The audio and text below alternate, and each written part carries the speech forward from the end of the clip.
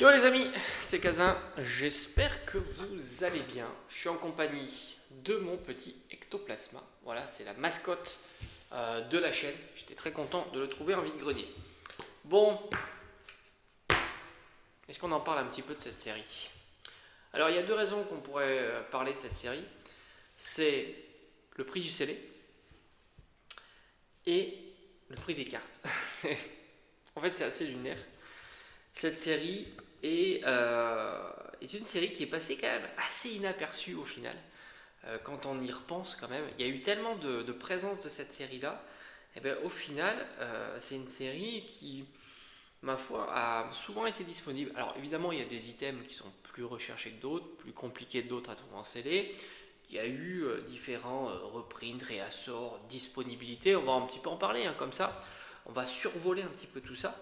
C'est vrai que Zénith Suprême, qui ferme le chapitre épée bouclier, il ferme de façon magistrale, hein. Franchement, c'est une série exceptionnelle, mais en même temps, bah, elle n'a pas tellement marqué, hein, au vu de le prix des cartes. Parce que moi j'associe toujours le prix des cartes par la demande qu'il y a derrière le prix des cartes. Tu peux voir que tu peux faire de très bons achats sur cette série-là. J'en ai fait d'ailleurs, et j'ai toujours été surpris. Et on est sur une série dont le CD quand même a une belle perspective et qui reste bon marché. Qui reste bon marché. Même sur des items tendance, le TB par exemple, c'est un item tendance. Et il ne faut pas oublier que c'est une série qui drop de fou. Parce que c'est vrai qu'on est toujours en train de critiquer les séries de maintenant en disant oui, mais regarde, ça drop pas, c'est horrible à ouvrir, etc. Mais on a eu Zénith Suprême. Dis-toi que Zénith Suprême, on est sur le top card. Top card. Top card, ce sont les GG texturés. Moi j'aime bien dire GG alt, il y en a qui n'aiment pas ça, mais bref, chacun fait ce qu'il veut. Cette partie-là, à partir de ce Filali, jusqu'à tout cela, alors or je crois les gold, on est sur des cartes dont le taux est de 10%. 10%. Non mais je sais pas si tu te rends compte quand même. Quand on a un taux de SAR à 3%, c'est quand même la régalade.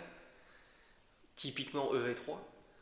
Là, on est sur du 10%. Donc 3 fois plus, un petit peu plus même, que quand c'est la régalade. Donc cette série est incroyable. Elle est incroyable. Et pourtant, le CD n'a pas été pris d'assaut, puisque régulièrement, moi il y a encore pas si longtemps, on a vu des tripacks, on a revu des Pokébox, on a revu des ETB. Alors même à 75 euros, je me souviens, hein, chez les indépendants, ils les mettaient à 75 euros les ETB, c'était pas stock out en une journée. Non, non. Ça a mis du temps, évidemment, à cet moment, c'est stock out, ce qui est logique. Hein. Ce qui est logique. Les ETB, les coffrets, Régie Liquide, Régie Drago, redispo chez les boutiques de jouets, et ainsi de suite. Et malgré tout, la série, voilà, hein, c'est une série qui est vraiment géniale. Et c'est une série, au fond, qui ne progresse peu. Alors elle a un petit peu progressé maintenant, évidemment, parce qu'on imagine que Zénith Suprême, ça va être compliqué d'en retrouver en 2025, même si en ce moment, Pokémon, c'est très surprenant. Alors je me souviens plus exactement, c'était quand, c'était la fin 2022 peut-être, la fin de Zénith Suprême, enfin bon, ça change pas à la réflexion évidemment. C'est une série qui est vraiment sympa, qui drop, qui a de belles cartes, on va les voir ensemble, dont les cartes sont encore bon marché. C'est une série donc du coup qui au final n'est pas si convoitée que ça en termes de collection de cartes. Et même en termes de scellé, une ETB, pourtant ETB, hein, là aussi accroche-toi quand même. Est-ce qu'on a la carte promo en visuel sur cette ETB? Parce que l'ETB Zénith Suprême, c'est une ETB qui vaut dans les 120, 130 euros, quelque chose comme ça. Alors oui, en plus, tu as le mythe de l'ETB buggé quand même, donc c'est un atout, on va dire, supplémentaire. Moi, j'estime que c'est un atout supplémentaire pour te remettre un petit peu dans le contexte.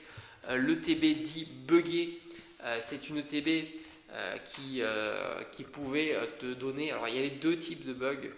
Un bug qui te permettait d'avoir énormément de gold alternative, hein, ces cartes-là. qui sont des cartes très très recherchées. Gold alternative, Giratina, Arceus, Palkia originel et Dialga originel. C'est des cartes entre 50 et 60 euros, puis entre 30 et 35 euros. Alors j'ai pas été voir les cotes actuellement, mais c'était ces cotes-là. Donc des cartes plutôt sympas. Donc ça te donnait peut-être 5 gold comme ça, de 5 à 8, 9, il y a des records comme ça, c'était assez fou. Et tu avais des ETB en moins intéressantes, c'était full type radieux ou GG bord jaune. Voilà. Donc ça c'était évidemment moins bien. Bon, au final c'était ludique en tous les cas et beaucoup ont essayé de mettre la main sur ce genre de TB, mais sans même aller sur le TB buggé. C'est une série qui drop beaucoup, d'autant qu'on est sur une TB de 10 boosters. Les jeunes collectionneurs peuvent ne pas le savoir. On est sur une TB de 10 boosters. On était juste avant le passage des karatés violets où il y a eu 9 boosters sur toutes les séries, 0.5 ou non 0.5. Et on est quand même sur une carte là aussi, tout le monde se fout de cette carte, la Lucario V-Star, très très belle carte, alternative V-Star, hein, c'est pas une simple V-Star, alternative V-Star de Lucario, magnifique carte qui vaut la bagatelle de 2 euros. 2,50 €. Voilà, c'est pour ça que je te dis, tout le monde se contrefout de cette carte et pourtant c'est une carte qui est magnifique. C'est ça qui est fou, hein. C'est-à-dire que la carte a beau être belle, mais c'est comme ça.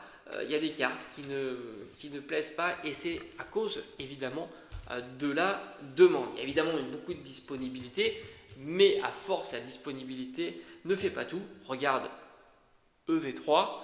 EV3, le Salamèche, il y a la disponibilité, le TB a été beaucoup ouverte, etc. Malgré tout, à ce moment, elle performe parce qu'il y a de la demande. Qu'est-ce que tu retrouves dans cette série-là? Tu retrouves des bangers, évidemment. Alors, je crois que certaines cartes sont des reprints, c'est vrai, mais certaines cartes sont des exclusivités. Tu as une série classique, et puis après, tu as donc la série classique, c'est une série .5, n'oublie pas. Et après, tu as toutes les cartes, les galeries de Galar, comme ils avaient appelé ça, les GG, hein, comme tu peux voir ici, galeries de Galar. Même là, tu as du Filali, V-Star, ça, ce sont des belles cartes, et pourtant ça drop de folie. Dracofeu V-Star, Dracofeu Radieux, voilà, tout ça, ce sont des cartes magnifiques qui valent 3 fois rien. Un Dracofeu V-Star, c'est moins de 10 €. Un Radieux, c'est 6 €. Le Filali, ça doit tourner autour de 4 €. Mais malgré tout, ce sont des cartes qui ont un fort potentiel. Tu retrouves le Kyogre, il me semble que c'est une illustration exclusive. Le Givrali, je suis plus certain. C'est compliqué parce que de temps en temps, il réutilise des anciennes illustrations. Tu as du Zeraora. Zeraora est un Pokémon assez populaire, surtout depuis son apparition dans Règne de Glace avec la Zeraora alternative qui a fait un petit peu sensation. On a une V Max et en plus une V Star. Tu as un petit Mew comme ça qui est très très sympa. Ça, je crois qu'elle est exclusive, la carte Mew. Je crois que je dis pas de bêtises, qu'il y a des cartes non exclusives et des cartes exclusives. Tout comme les Rayquaza, il me semble que ce sont des cartes qui sont non exclusives, qui viennent de séries comme ou celle-ci, comme Evo Céleste, par exemple, je crois. Enfin, il y a du Rayquaza, là aussi ça fait plaisir. Franchement, la petite carte V de Evoli qui est magnifique, c'est une carte qui vaut pas très très cher non plus, qui a un potentiel de dingo. Et puis à certains moments, tu vas attaquer les GG. Et là, alors déjà, tu as les cartes dresseurs qui sont sympas, dont Éclat d'Enesia qui est magnifique, les amis de Sinnoh, les amis de Izui, magnifique aussi. Là, c'est de la masterclass. Ils ont fait même une prouesse de te balancer des énergies en ultra rare, énergie texturée. Non mais je sais pas si tu te rends compte quand même, c'est la cerise sur le gâteau. Et après, tu as évidemment la Pikachu secrète.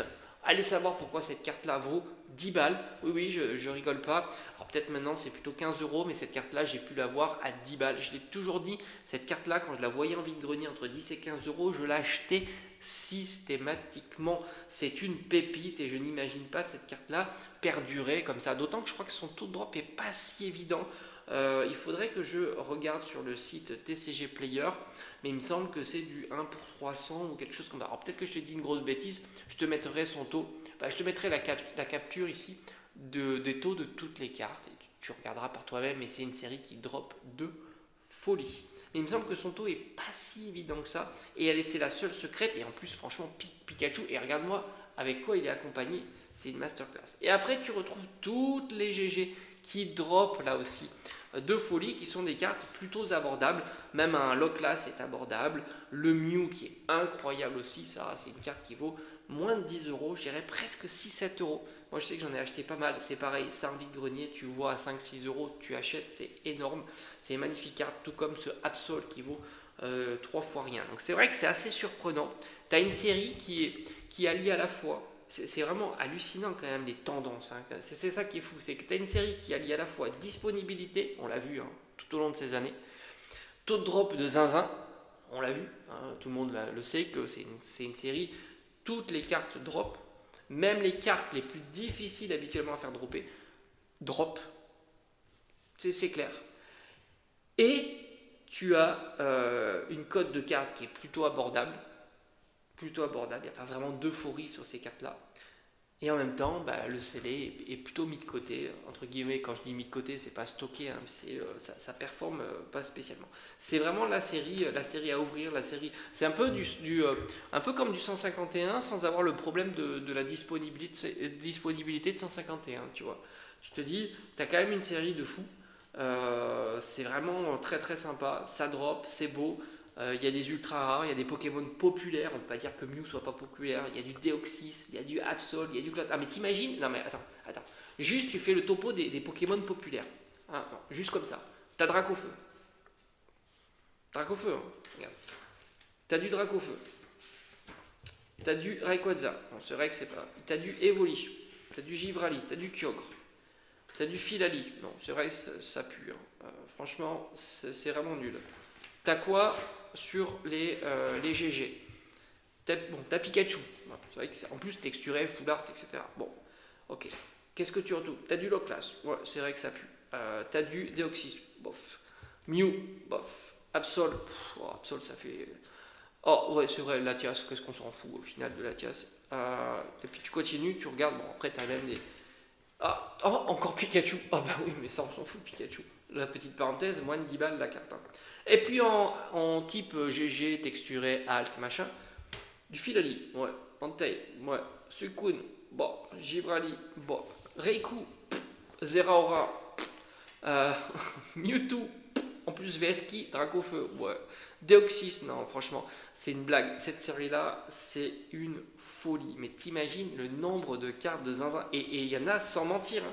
Sans mentir, il y a des cartes comme ça qui coûtent 3 fois rien, mais vraiment 3 fois rien. Et même les gros bangers, comme on aime dire, les Suicune, les Givrali, les Filali, ne sont pas des cartes qui coûtent une fortune. Reiku, Zeraora, je me rappelle, le pauvre Zeraora VMAX, je l'ai trouvé sur internet à 15 balles, quoi. C'était sur CM, quoi. C'était pas possible, quoi. C'est incroyable, incroyable.